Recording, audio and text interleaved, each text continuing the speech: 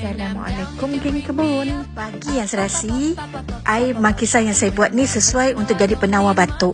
Saya ambil lemon dan limau nipis. Limau nipis ni asalnya nak tunjuk pokok saja, tapi buahnya tertanggal. Saya ambil sekali untuk masukkan dalam jus makisah. Saya akan masukkan juga madu kelulut yang saya ambil dari kebun.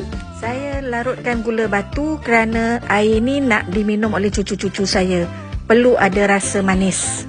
Buah makisah saya potongkan 2. Lemon saya ambil separuh biji saja. Ada juga buah makisah yang kosong. Saya ambil separuh buah limau nipis tadi. Kesemuanya akan saya kisarkan dengan air yang secukupnya. Lepas dikisarkan, saya masukkan dalam periuk yang ada larutan gula batu. Saya panaskan sedikit supaya dapat tahan lama. Saya masukkan sedikit madu kelulut dan air ni sedap diminum.